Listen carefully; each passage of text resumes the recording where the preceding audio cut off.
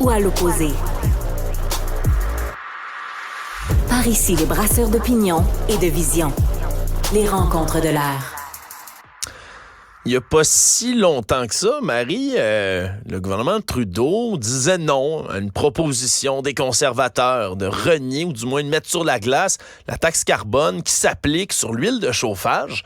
Et là, aujourd'hui, maintenant que ça va mal dans les sondages, que le message conservateur est de plus en plus fort, qu'est-ce que le gouvernement Trudeau fait?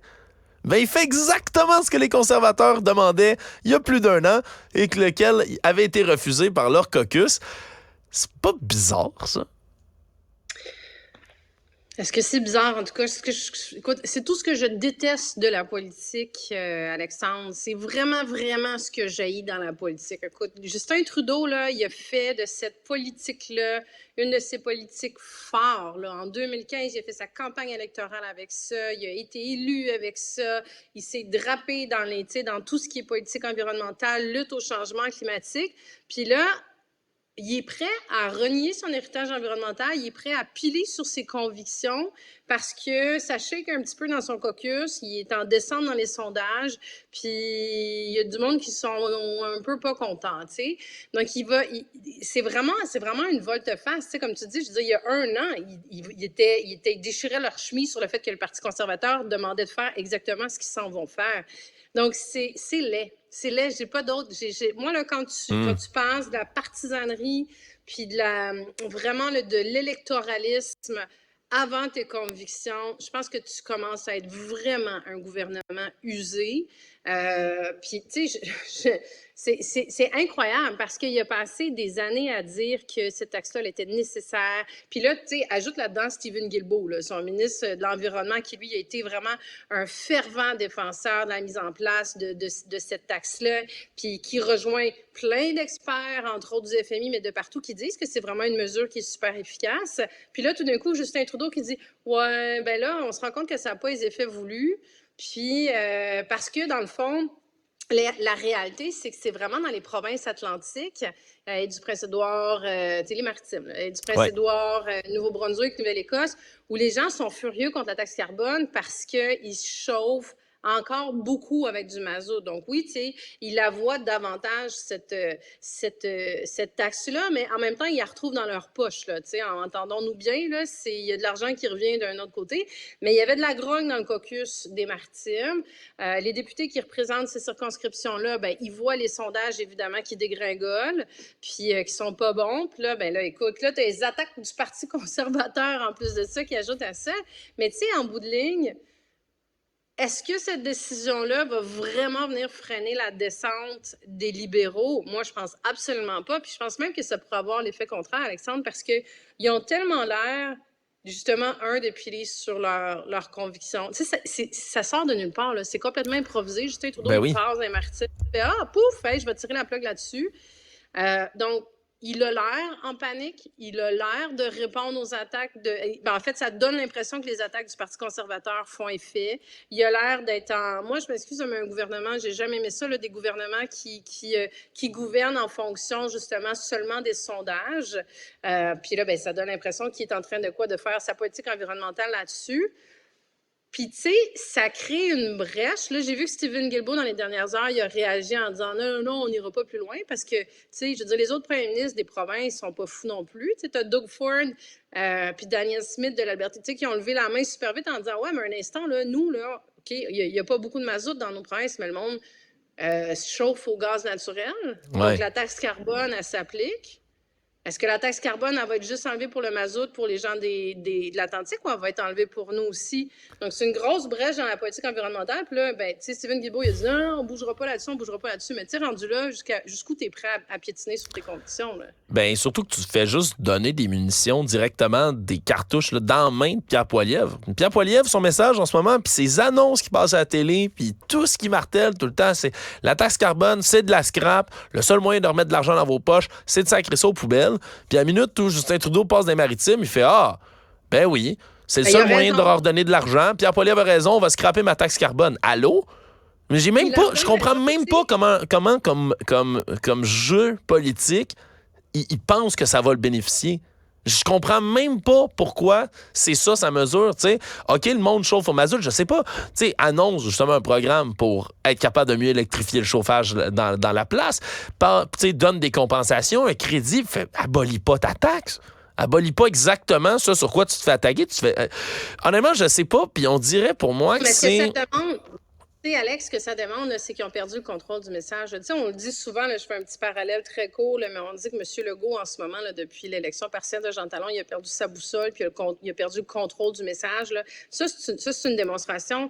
Justin Trudeau, là, qui au départ était, là, tu sais, son gouvernement, on le dit, là, c'était un gouvernement qui était vraiment fort en communication, qui avait un contrôle du message. Là, t'as Pierre Poilievre, là, qui se promène partout à travers le Canada avec sa canisse d'essence, là, il met le feu partout. Écoute, c'est tellement fort, ces messages, puis ça passe tellement bien. Tu sais, les publicités, là, je les ai vues partout, là, rouler la publicité sur la taxe carbone, sur le logement, sur, écoute, tu sais, sur le fait que des jeunes ne peuvent pas s'acheter des hypothèques, des maisons sont super efficaces, mais ça marche tellement que même au Québec, là, je le vois de plus en plus, moi, sur les médias sociaux, des gens qui disent, ben là, comment ça se fait que Justin Trudeau, il nous enlève pas la taxe carbone? C'est parce qu'il n'y en a pas au Québec.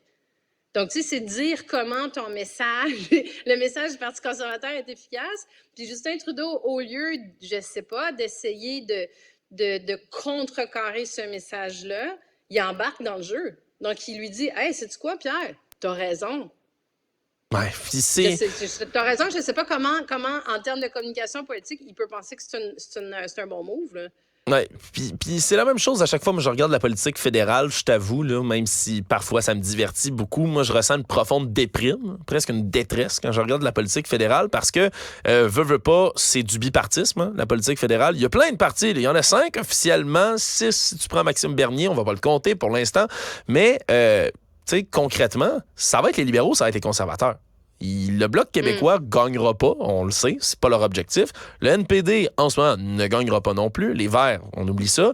Fait que ça va être un ou l'autre. Là, d'un côté, t'as Pierre Poilievre qui crie des messages très clairs, sans jamais expliquer comment il va le faire. Hein? C'est un beau message extrêmement populiste. Là. Il crie, on va tout régler. Comment? Ça, c'est le silence radio.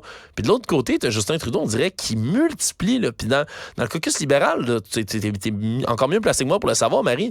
Il y a d'excellents membres, d'excellents députés. Il y a une équipe qui est forte.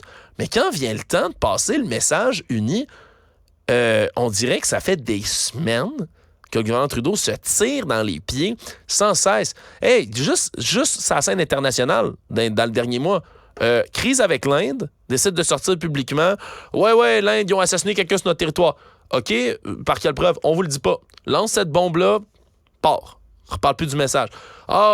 Toute la planète se retourne et soit très prudent avec ce qui se passe en Israël puis dans la bande de Gaza, soit décide de lui réagir extrêmement rapidement.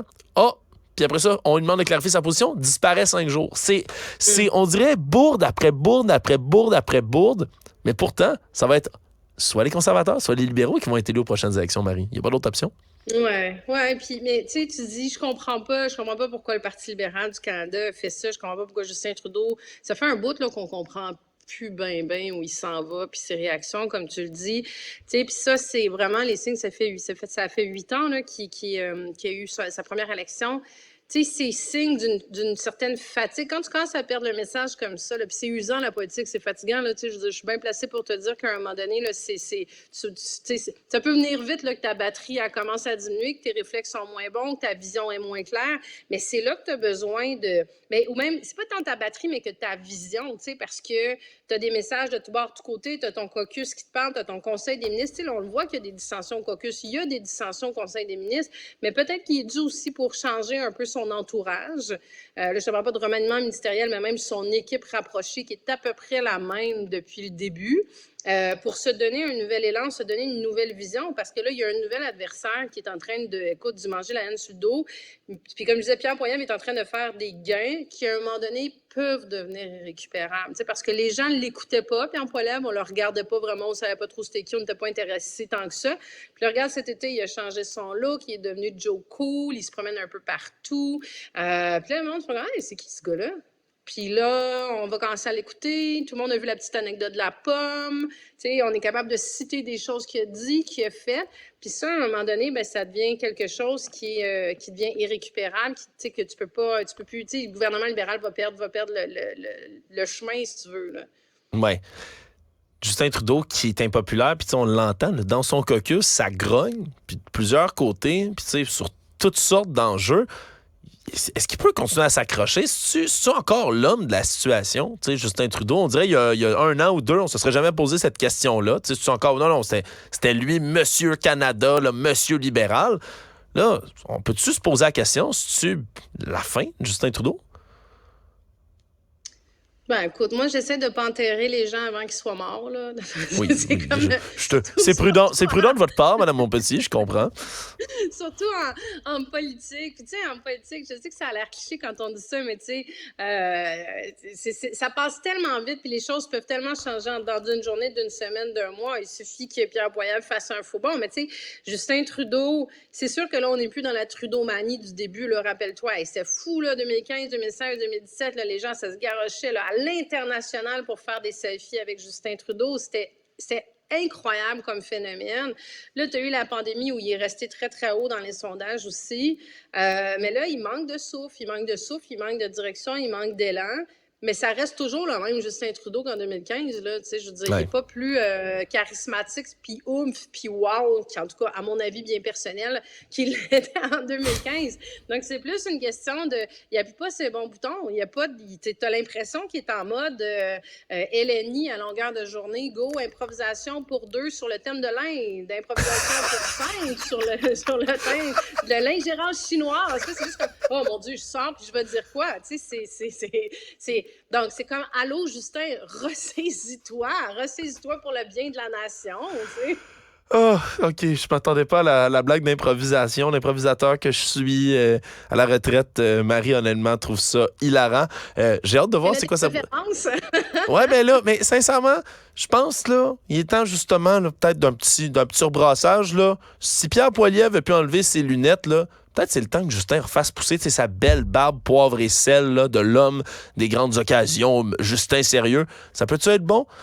Honnêtement, à ce point-ci, peut-être qu'on prendrait un peu de tout. Moins d'esthétique, plus de contenu, plus de direction. Ah ben là, ça c'est peut-être trop demandé. Marie Montpetit, merci puis bonne fin de semaine. Salut Alex. Salut.